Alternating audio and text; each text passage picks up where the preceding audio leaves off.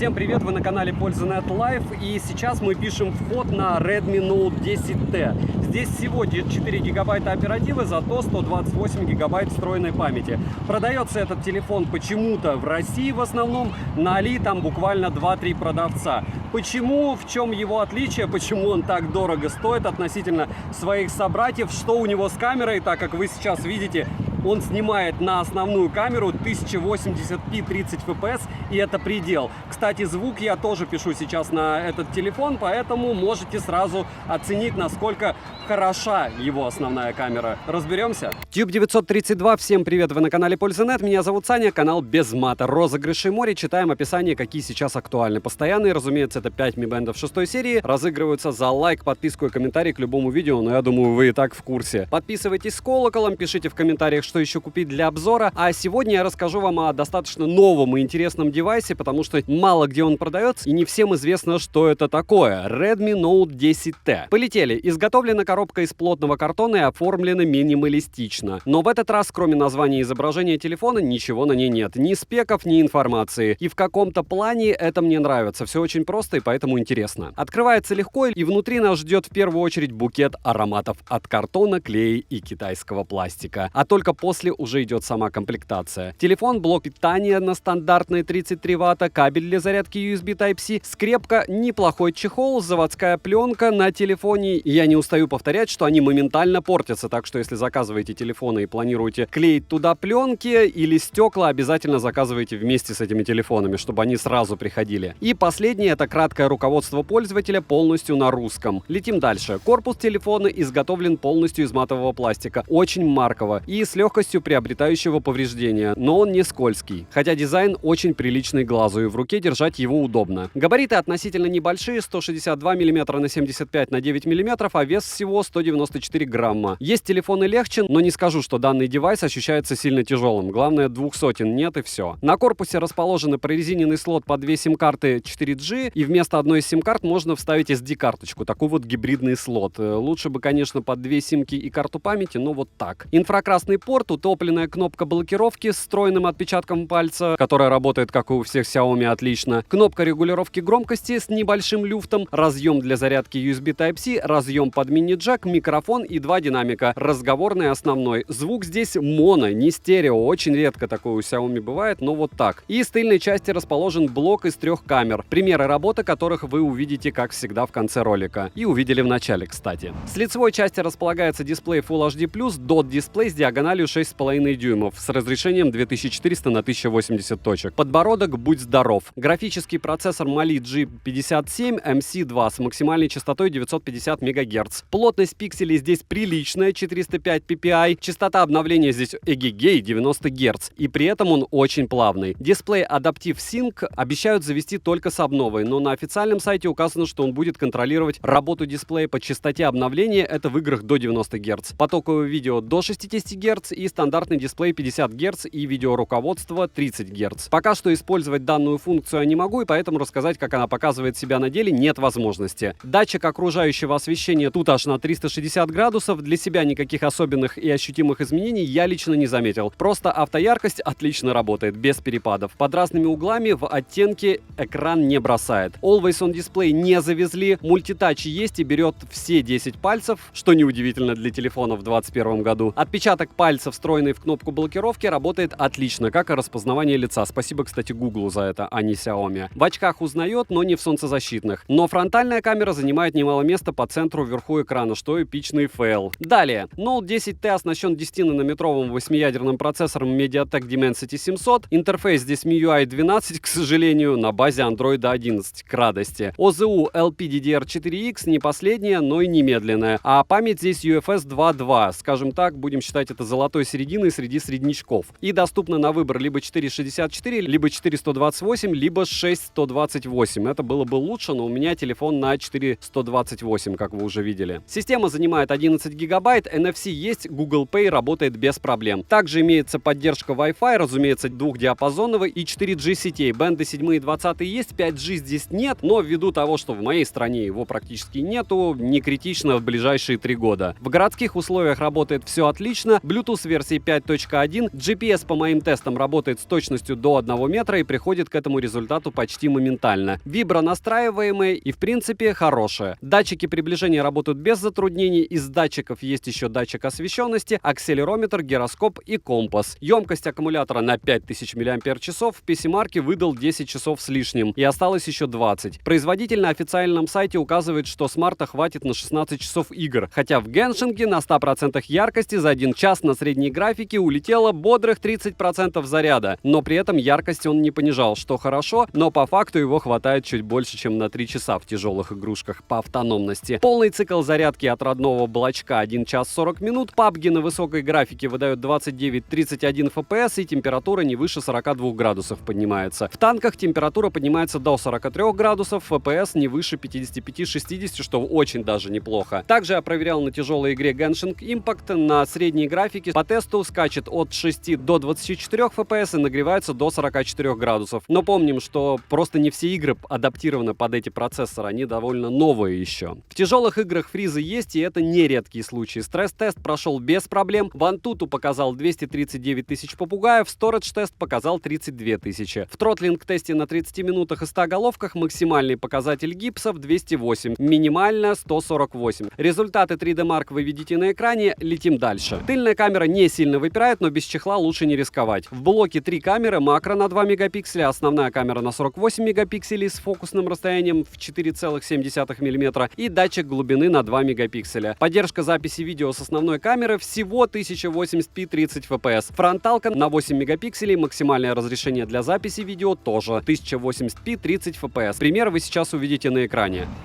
Redmi Note 10T, пример съемки фронталки, как и всего у Xiaomi, лютый, ну ладно, не у всего, а у многих бюджетных телефонов, лютый роллинг шаттер, и я вижу его прямо сейчас. Помимо этого, что еще можно сказать, что задний план, несмотря на освещенность, кстати, не так и плохо снят. И про камеру много чего вам расскажу, но особо много про такой телефон не расскажешь в обзоре. Пример работы фронтальной камеры стандартно. Наша любимая Кудрово. Да, это не Мурина пока. Максимум у нас X6. Зум. Все довольно плавненько. Что у нас со стабом, сами видите. Что у нас сейчас с автофокусом, мы оценим довольно просто. Раз, два, 3, 4, 5. Как говорится, тесты можно проводить без слов, потому что и так все понятно. Не лучшая камера, а, скажем так, камера здесь на уровне телефона за 1012.